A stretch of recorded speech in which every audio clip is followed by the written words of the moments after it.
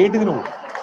అరే ఇట్లుంటుంది ఎక్కడైనా ముఖ్యమంత్రి అనేటోడు నేను ఇక్కడ లంకె బిందెలు ఉంటాయనుకొని వచ్చిన. ఏం మాటలు అవి, ఏం అసలు మాది మాకే పరిశాన్ ఉంది. సబితక్క ఇవాళ కాదు, ఇప్పుడే సత్యక్క చెప్పినట్టు సబితక్క రేవంత్ రెడ్డి గారు జెడ్పీటీసీ కాకముందే మంత్రి అయిన మరి సీనియర్ నాయకురాలు. అట్లాంటి సీనియర్ నాయకురాలకి నిన్న మహేశ్వరం నియోజకవర్గంలో ఓడిపోయినమో కృషి మీద కూర్చోబెడతారట, గెలిచిన వాళ్ళని మాత్రం కింద కూర్చోన్నట్ట. మనం పిచ్చోళ్ళక వాడు కారు అట్లు ఇస్తుంటే వాడు ఇంకోటి చేస్తుంటే పోజులు కొడుతుంటే మనం చూడాలంట. అక్క ఏమనలే పాపం, కానీ కార్యకర్తలు ఊకుంటారా? ఊకోరుగా. అరే మా మేడంకి అవమానం జరుగుతుందని లొల్లి పెడితే ఇలా హోంమంత్రిగా పనిచేసిన అక్క మీదికి ఇంతంత పోలీసు వాళ్ళు ఎగిరిపోయి రెచ్చిపోయి మాట్లాడుతూ ఉన్నాడు. నేను ఇలా పరిగి మాత్రమే కాదు, రాష్ట్ర వ్యాప్తంగా ఉండే కలెక్టర్లు, ఐఏఎస్ ఐపీఎస్ అధికారులకు నేను ఒక్కటే గుర్తు చేస్తున్నా, గుర్తు పెట్టుకోమని చెప్తా ఉన్నా. ఇలా మీరు పచ్చి అబద్ధాలు ఆడుతూ ఉన్నారు ఐఏఎస్ అధికారులు కూడా. మొన్న ఇక్కడ చూసిన నేను ఖైరతాబాద్లో ఒక ఐఏఎస్ అధికారి ఒక ఐపీఎస్ అధికారి ఇద్దరు చిలక పలుకులు వలుపుతున్నారు. ఏమని? 10 ఏళ్లలో ఒక్క రేషన్ కార్డు ఇవ్వలే. కాంగ్రెస్ వాళ్ళు మాట్లాడినట్టు మాట్లాడుతున్నారు. నేను వాళ్ళందరికీ ఒకటే చెప్తా ఉన్నా, ఎక్కువ టైం లేదు, 2-2.5 ఏళ్లలో మళ్ళా మేమే వస్తున్నాం.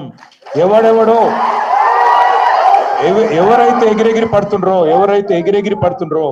ఎవరైతే అతి చేస్తుండ్రో, ఎవరైతే రేవంత్ రెడ్డి కంటే ఎక్స్ట్రాలు చేస్తున్నారో వాళ్ళందరికీ నేను ఒకటే మాట చెప్తున్నా. నేను ఇదివరకు కూడా చెప్పినా, మళ్ళీ కూడా చెప్తున్నా, బరాబర్ ప్రతి పేరు రాసి పెట్టుకుంటాం, ప్రతి ఒక్కరి మాటలు యాది పెట్టుకుంటాం. ఇదివరకు లెక్క మాత్రం ఈసారి ఉండదు. అన్ని లెక్కలు హిసాబ్ కితాబ్ సెటిల్ చేసే బాధ్యత నాది. సురేంద్ర ఒక మాట అన్నాడు, వాస్తవం అది. 10 ఏళ్లలో ఎన్నడూ మాకు ఇక్కడ అవకాశం రాలే అని ఒక మాట అన్నాడు, వాస్తవం. 10 ఏళ్ళు మేము ప్రభుత్వాన్ని నడిపినాం, రాష్ట్రాన్ని నడిపినాం. అంటే కొత్త రాష్ట్రం, కష్టపడి తెచ్చిన రాష్ట్రం, పిల్లగాళ్ళు చచ్చిపోతే వచ్చిన రాష్ట్రం, కేసీఆర్ నాయకత్వంలో కొట్లాడి తెచ్చుకున్న రాష్ట్రం. ఇటువంటి రాష్ట్రంలో ఇల్లు చక్కదిద్దుకున్నట్టు మరి కొత్త సంసారం కొత్త కాపురం కాబట్టి బ్రహ్మాండంగా చేయాలి. మంచిళ్ళేంది, పొలాలకు సాగునీళ్ళేంది, సంక్షేమ పథకాలేంది, పరిశ్రమలేంది, చెట్లేంది, పర్యావరణం ఏంది, ఒక్కొక్కటి తపస్సు లెక్క తీర్చుకుంటూ వచ్చినాం. ఎలా గర్వంగా చెప్పుకోవచ్చు ఏం సాధించింది తెలంగాణ 10 ఏళ్లలో అంటే. సరే మనం 1.8%తో మనం ఓడిపోవచ్చు. ఇప్పుడే మహేష్ అన్న ఒక మాట అన్నాడు, కొత్తగా గిన్ని గ్రామ పంచాయతీలు చేసినాం, గిన్ని తాండా పంచాయతీలు చేసినామని. ఎప్పటి నుంచో చెప్తున్నారు కాంగ్రెస్ వాళ్ళు, 78 తాండాలు పంచాయతీలు చేస్తామని. చేసిర్రా? మళ్ళా కేసీఆర్ వచ్చినాకనే బ్రహ్మాండంగా ఇవాళ 3400 తాండాలు పల్లెలు పంచాయతీలు అని చేసుకున్నాం. అట్లాగే కొత్త మండలాలు చేసుకున్నాం. మీ మహమ్మదాబాద్ కూడా అయింది కదా, చౌడాపూర్ అయింది, మహమ్మదాబాద్ అయిందా లేదా? రెవెన్యూ డివిజన్లు చేసుకున్నాం, కొత్తగా జిల్లాలు చేసుకున్నాం. వికారాబాద్ జిల్లా కావాలని ఎప్పటి నుంచి ఉండే మీకు కళ? ఇవాళ ఇక్కడికి వచ్చినాం, చాలా దూరం వచ్చినాం అంటున్నారు. ఒకప్పుడు రంగారెడ్డి కలెక్టరేట్ ఎక్కడుండే? హైదరాబాద్లో లగ్డికాపుల్లు ఉండే. మరి ఇవాళ ఏడుంది మీ కలెక్టరేట్?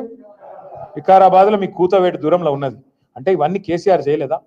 చేసుడే కాదు, స్వయంగా ఈ రోజున్న మంత్రి కోమటిరెడ్డి వెంకటరెడ్డి చెప్పిండు, మన కలెక్టరేట్లు ఉన్నట్టు కొన్ని రాష్ట్రాల సెక్రటేరియట్లు కూడా ఉన్నాయని చెప్పి నేను చెప్పుడు కాదు, స్వయంగా ఇయ్యాలున్న మంత్రి కోమటిరెడ్డి వెంకటరెడ్డి భువనగిరిలో చెప్పినాడు. అద్భుతంగా కొత్త పంచాయతీలు, కొత్త తాండాలు, కొత్త మండలాలు, కొత్త రెవెన్యూ డివిజన్లు, కొత్త కలెక్టరేట్లు, ఐఏఎస్ ఐపీఎస్ అధికారులు మీకు అందుబాటులో, మీరు యాడిగో 100 కిలోమీటర్లు పోయి అక్కర లేకుండా మీ గడప ముంగటికి పాలన తెచ్చిన నాయకుడు కేసీఆర్ గారు. అది మాత్రమే కాదు, ప్రతి గ్రామంలో భారతదేశంలో ఎక్కడ కూడా లేదు ఇవాళ మన దగ్గర ఉన్న పరిస్థితి. నర్సరీలు, పల్లె ప్రకృతి వనాలు, ఇంటి ముంగట నల్ల, అట్లాగే బ్రహ్మాండంగా ప్రతి ఊళ్ళో ఒక రైతు వేదిక, ప్రతి ఊరిలో ఇవాళ ప్రకృతి వనంతో పాటు డంపింగ్ యార్డు, అట్లాగే శ్మశాన వాటిక, వైకుంఠధామం ఎక్కడ ఉన్నాయా భారతదేశంలో? ఎవరన్నా ముఖ్యమంత్రి ఇంత సూక్ష్మంగా ఆలోచించినోడు ఉన్నాడా? పల్లె ప్రగతి, పట్టణ ప్రగతి ఇంత పెద్ద ఎత్తున ఆలోచించి ఇవాళ ఈ వర్గం ఆ వర్గం అని కాదు, రైతులు కడుపులో పెట్టుకుని చూసుకున్నారు కేసీఆర్ గారు. 24 గంటలు కరెంటు వ్యవసాయానికి ఉచితంగా ఇచ్చిన ముఖ్యమంత్రి భారతదేశంలో ఎవరైనా ఉన్నారా? స్వాతంత్రం వచ్చినాక ఒక్కడు కేసీఆర్. 73,000 కోట్ల రూపాయలు రైతుల ఖాతాల్లో 11 విడతల్లో జమ చేసిన నాయకులు ఇంకెవరైనా ఉన్నారా భారతదేశంలో ఇప్పటి వరకు? కేసీఆర్ తప్ప. మరి నేను అడుగుతా ఉన్నా, ఇవాళ తప్పెవరిది? మనది, కార్యకర్తలది. సార్ పనిచేసిండు, కానీ ప్రజలకు అర్థమయ్యేటట్టు చెప్పుట్లో మనం ఫెయిల్ అయినాం, మనం విఫలమైన. ప్రజలకు మనం చెప్పుకోలే, వికారాబాద్ జిల్లా చేసినామని చెప్పుకోలే, బ్రహ్మాండంగా కొత్త పంచాయతీలు చేసినామని చెప్పుకోలే, తాండాలకు మరి ఇవాళ 6 నుంచి 10% రిజర్వేషన్ గిరిజనులకు పెరిగిందని మనమే చెప్పుకోలే. ఏ రకంగా ఇవాళ తెలంగాణలో 10 ఏళ్లలోనే ఎన్ని విషయాల్లో మనం ముంగటికి పోయినామో చెప్పుకోలేకపోయినాం. అవతలోడు ఏం చేసిండు, దాన్ని అండగా పెట్టుకుని మనం చెప్పుకోలే. అవతలోడు వచ్చి ఆశ చూపెట్టిండు. కేసీఆర్ 2,000 ఇస్తుండా, నేను 4,000 ఇస్తా. కేసీఆర్ లగ్గానికి 1,00,000 రూపాయలు ఇస్తుండా, నేను మీదికెళ్ళి తులం బంగారం ఇస్తా. కేసీఆర్ ఇచ్చే 1,00,000 రూపాయలు పెళ్ళైపోయిన లగ్గం అయిపోయినాక 2 నెలలకు వస్తున్నాయి. అదే నేను వచ్చినా అనుకో, నువ్వు పత్రిక పెట్టుకో, పత్రిక పెట్టుకున్న రోజే నీకు మళ్ళా కులం బంగారం వస్తుంది, 1,00,000 రూపాయలు వస్తాయి. ఇట్లా కథలు చెప్పే వరకు పాపం నమ్మిండ్రు, నమ్మి ఇవాళ బాధపడతా ఉన్నారు. మీరు నేను మనందరం కార్యకర్తలుగా మనందరం చేయాల్సింది ఒకటే పని. ఎందుకంటే అధికారం కోసం ఇంకో దానికోసమో కాదు. సరే కేసీఆర్ గారు మళ్ళీ గెలిస్తే ముఖ్యమంత్రి అవుతారు. ఆయన ఇప్పటికే 10 ఏళ్ళు ముఖ్యమంత్రి చేసిండు. ఆయనకేం కొత్త పదవి కాదు, ఆయనకేం కొత్త పదవి రాదు. కానీ పాడైపోతున్న తెలంగాణ, కష్టపడి తెచ్చుకున్న తెలంగాణలో ఇలా ఈ దుర్మార్గులు చేస్తున్న నిర్వాకం, ఈ దుర్మార్గుల ప్రవర్తన వల్ల మళ్ళొక్కసారి 10-15 ఏళ్ళు వెనుకపోయే పరిస్థితి ఉన్నది.